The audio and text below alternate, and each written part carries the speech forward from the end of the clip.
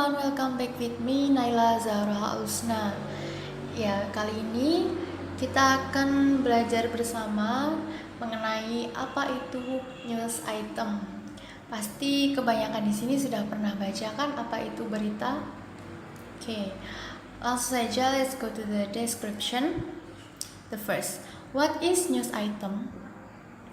News item is a text which informs about events of the day. Jadi, news item adalah teks yang menginformasikan tentang kejadian yang terjadi hari ini.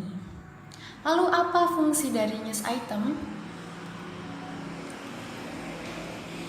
The function of news item is to inform readers, listeners, or audiences about events of the day which are considered newsworthy or important. Ya, fungsi dari news item di sini adalah untuk menginformasi para pembaca, pendengar maupun pemirsa mengenai kejadian yang terjadi hari ini, yang penting, kejadian yang penting atau mengandung berita gitu. Newsworthy lah intinya. Next, kita belajar tentang generic structure about news item. Ya, news item sendiri memiliki 3 events which are connected each other. There are newsworthy event, background event, and source.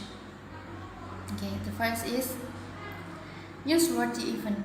Apa itu newsworthy event?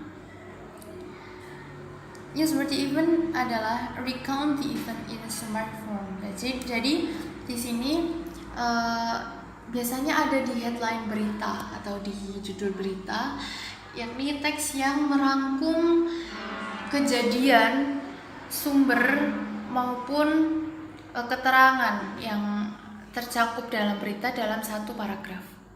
The next is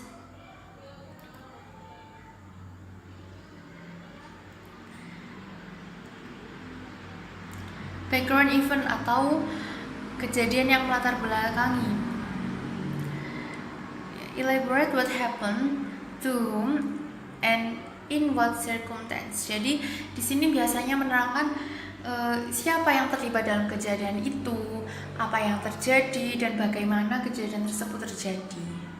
Oke, the last is source atau sumber.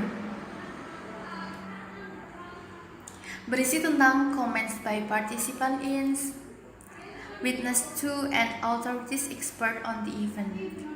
Jadi source ini berisi tentang komen atau pernyataan dari orang yang terlibat dalam kejadian itu maupun komentar dari pihak yang terkait.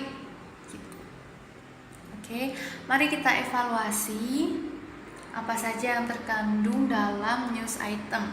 Oke, di sini sudah saya cantumkan salah satu berita dari India. Saya ambil dari BBC News. Di paragraf ini merupakan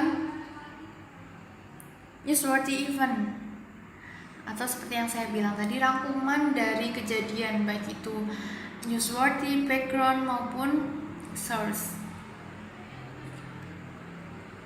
Yang kedua adalah background event. Di sini dijelaskan di mana kejadian itu terjadi, bagaimana kejadian itu terjadi, dan siapa saja yang terlibat dalam bukan kejadian atau tapi ini keadaan, suatu keadaan yang terkandung dalam berita itu tadi. Oke, the next is source atau sumber. Di sini berisi tentang pernyataan dari Sharma yang diambil dari BBC dari wawancara via telepon. Okay, that's all my presentation. I'm sorry for the mistakes, and thanks for watching and learning with me. Bye.